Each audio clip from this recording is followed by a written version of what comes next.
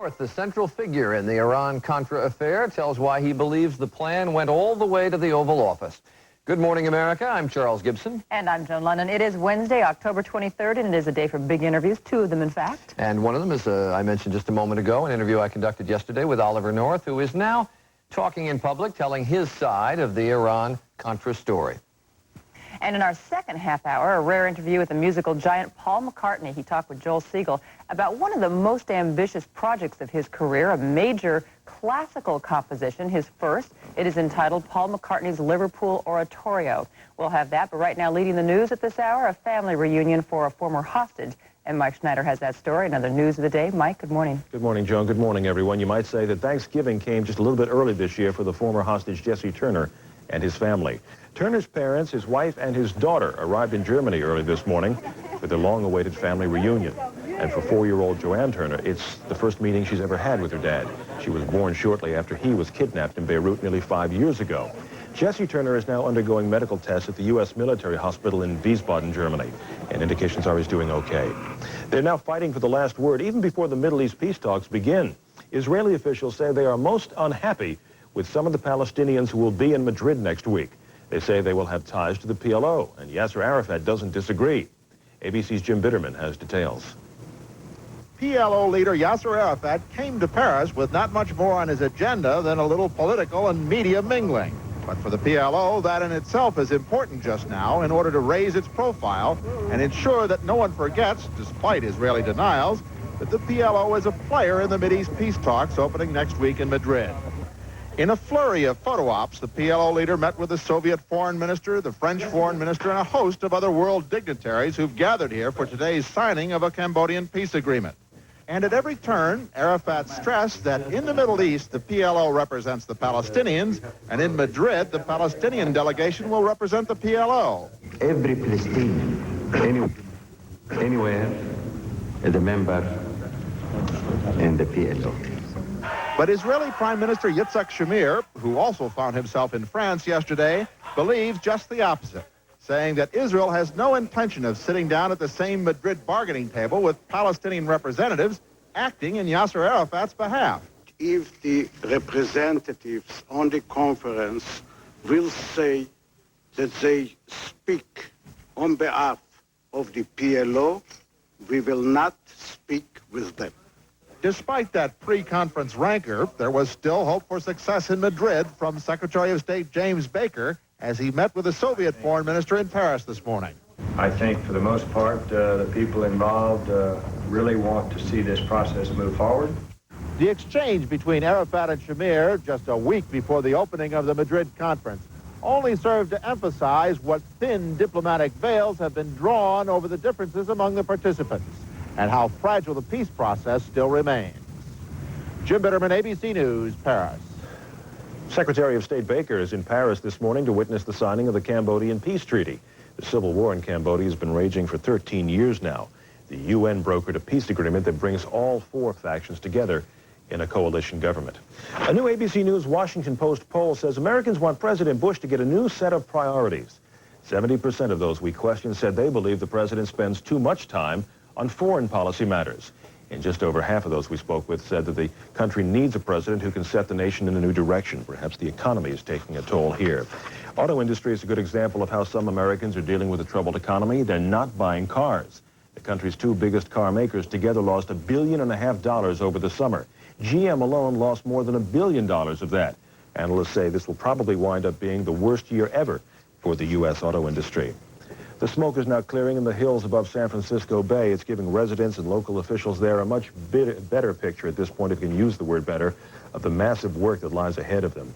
19 bodies have now been recovered. Nearly 50 other people are still missing there, and more than 1,800 homes are simply gone. California's governor toured the devastated area yesterday, and he left with an awful lot of questions. Here's ABC's Brian Rooney. As he looked over the remains of burned homes and apartments, Governor Pete Wilson asked the question a lot of people are asking. What was the roof of this apartment complex?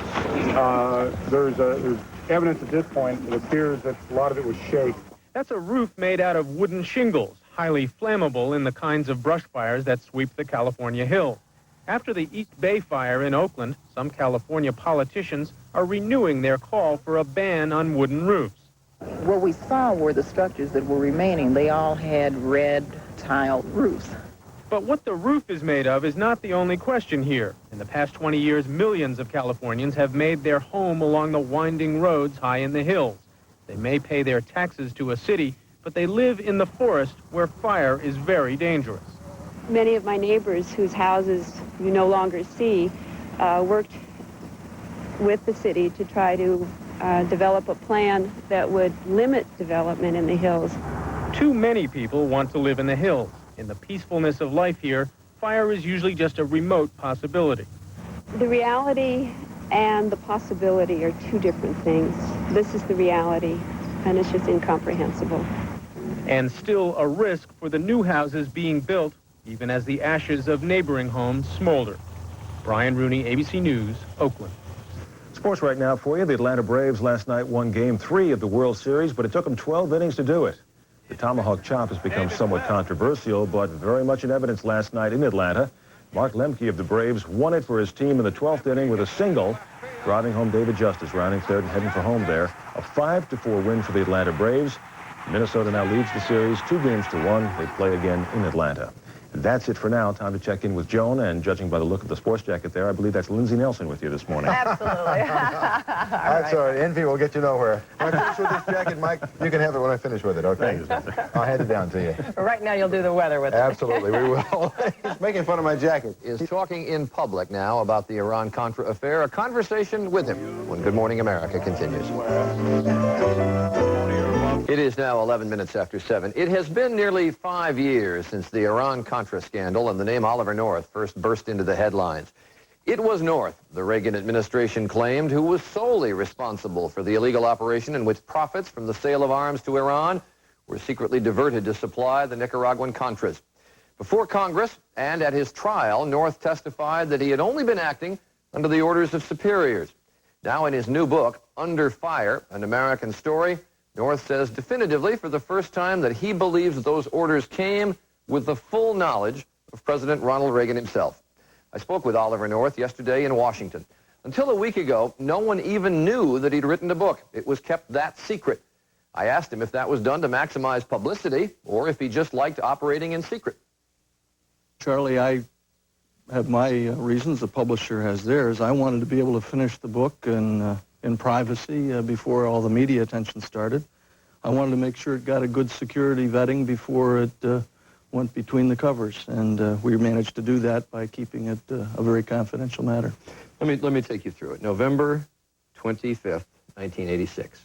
First time the country learned that some of the profits of the arms sale to Iran going to fund the Contras. Let's take a look at that tape when people learned of it. Lieutenant Colonel Oliver North has been relieved of his duties on the National Security Council staff. The only persons in the United States government that knew precisely about this, the only person was Lieutenant Colonel North. You watched that in your office? Your reaction as you watched it? It was not a pleasant experience, Charlie. I fully expected that I would be leaving the White House. I did not expect it to be a matter of national TV coverage. There were 3 separate issues involved. There were sales to Iran. There was the secret aid to the Contras.